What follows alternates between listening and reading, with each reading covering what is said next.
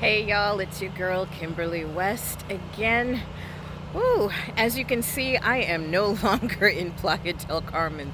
If you look at all of the trees behind me losing their leaves, you can tell, oh no. So I am back here in Atlanta, the house in Atlanta, and it's actually a really nice day. It started out kind of chilly. It was cold this morning. I had originally planned to talk to you about being an international family and how to socialize kids when you are moving back and forth between countries, but let's talk about something that's a little bit more important today. Let's talk about this COVID vaccine and the fact that airlines are now starting to line up to make it mandatory for you to take an international flight. You have to have the vaccine. How are you guys feeling about that? I'll tell you, I'm not 100% sure that I'm on board with this. I am reminded of other vaccines and other substances that have been forced upon the public.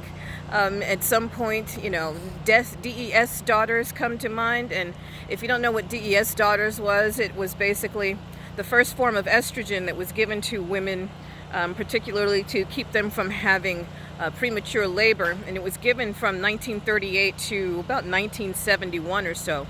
But the problem is that it had a great effect for the mothers, but later on what they found was that the daughters of the women who had been given this first form of estrogen were at a much higher risk of having fertility issues, having fertility cancers, and a whole bunch of mess. So some of you may be too young to remember or even understand what DES daughters were, but I'm not.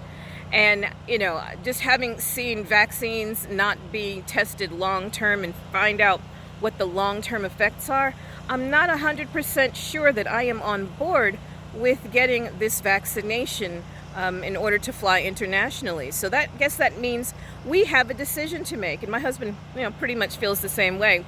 We're looking for some more proof. We have a decision to make. Do we stop flying internationally just because we're not willing to take the vaccine? Do we take the vaccine and then just sit back and say, well, I hope nothing bad happens in a couple of years?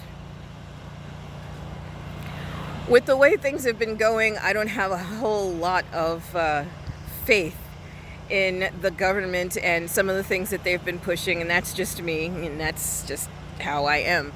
So I'm curious, what are your feelings? How do you feel about this mandatory vaccine for COVID in order to get on an international flight? I really would like to know how you feel. And with that, I am going to wish you a happy holiday, happy Thanksgiving for those of you who celebrate it, happy Thursday and Friday day off for those of you that do not. But we're going to have a very, very small get-together. Usually we have a huge get-together. That's not happening this year. We want to make sure that everybody stays safe. So there's only going to be about 4 or 5 of us, maximum 5. Times of COVID. Got to deal with it, got to love it. But seriously, let me know how you feel about this mandatory COVID vaccination in order to get on an international flight. And with that, I will see you guys tomorrow. Ciao for now. Peace.